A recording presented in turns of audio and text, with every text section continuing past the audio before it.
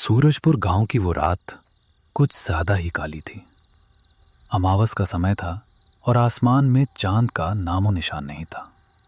गांव के किनारे वाली पगडंडी पर सन्नाटा ऐसा था कि अगर कोई सुई भी गिरे तो उसकी आवाज दूर तक सुनाई दे। राघव शहर से लौट रहा था। बस खराब हो गई थी, इसलिए उसे गांव की सरहद से पैदल ही आना पड़ा।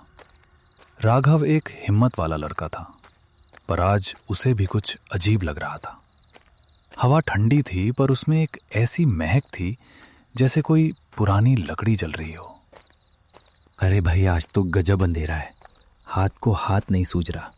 ये टॉर्च भी अब जवाब देने वाली है। बस वो पुराना कुआं पार हो जाए, फिर तो चाचा की हवेली दिखने लगेगी। राघव के कदमों की आवाज चर चर सूखे पत्तों पर गूंज रही थी। तभी उसे लगा कि कोई उसके पीछे चल रहा है। वो रुका। आवाज बंद हो गई। उसने पीछे टॉर्च घुमाई। कुछ नहीं था। लगता है मन का वहम है। काका ठीक ही कहते हैं, रात को अकेले निकलो तो परछाई भी दुश्मन लगने लगती है। रास्ते के मोड़ पर एक पुराना चबूतरा था। वहां नीम के पेड़ के नीचे एक आदमी बैठा था। उसके मन में राघव को देखकर चैन आया कि चलो, कोई तो इंसान दिखा। राम राम काका, इतनी रात को यहाँ अकेले काहे बैठे हो? सब खैरियत तो है? राम राम लल्ला, राम राम। बस बेटा, घर जाने की हिम्मत नहीं बची। ये पांव अब बोझ लगने लगे हैं। सोचा यहीं थोड़ी देर दम ले लूं।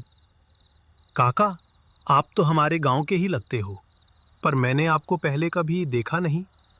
क्या नाम है आपका? नाम में क्या रखा है बेटा? लोग मुझे बिसु काका कहते थे, पर अब तो नाम भी पुराने हो गए और हम भी। काका, गांव वाले कहते हैं कि इस रास्ते पर रात को रुकना नहीं चाहिए। कहते हैं यहाँ कोई साया भटकता है। आपने कभी कुछ महसूस किया?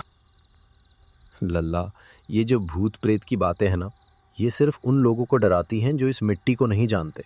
पर हाँ, एक बात तो सच है, इस रास्ते पर छलावा बहुत मिलता है। छलावा? ये क्या होता है काका? छलावा वो है बेटा, जो तुम्हें वही दिखाता है जो तुम देखना चाहते हो। वो दोस्त बन के आता है और फिर तुम्हारी रूह खींच लेता है। सुना है 60 साल पहले यहाँ एक बारात गुजरी थी जो कभी घर नहीं पहुंची। काका, आप तो और भी डरा रहे हो। चलिए, मेरे साथ चलिए। मैं आपको आपके घर तक छोड़ देता हूँ। मेरा घर?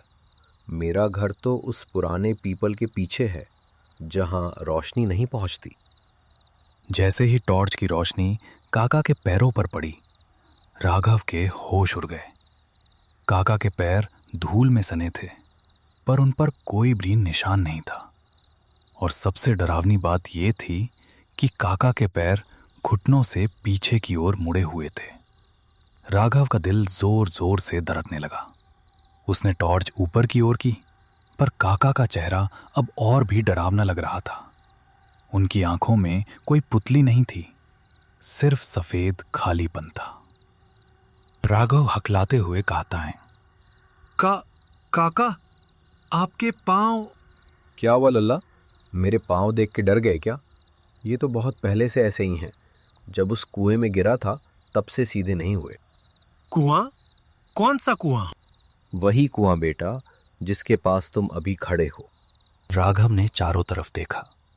वो कुआं जिसे वो दूर समझ रहा था, वो उसके बिल्कुल बगल में था। वो चबूतरा जिस पर वो खड़ा था, वो असल में एक पुरानी कब्र थी। हे बजरंगबली, मुझे बचा लो। ये मैं कहाँ फंस गया? काहे भागते हो लल्ला?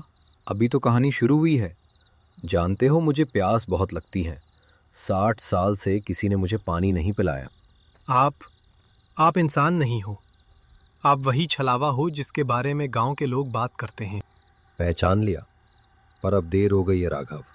आज की रात तुम्हारी कहानी भी इसी चबूतरे पर खत्म होगी। राघव को याद आया कि उसकी माँ ने हमेशा उसके पास हनुमान चालीसा रखने को कहा था।